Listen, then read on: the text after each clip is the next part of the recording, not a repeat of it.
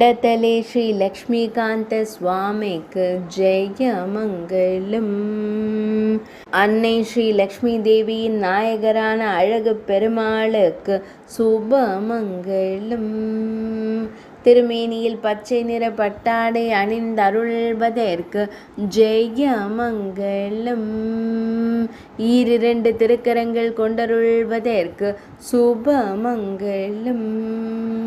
ஆனந்தமாய் புன்னகை தருளும் அழகு பெருமாளுக்கு ஜெயமங்கலம்.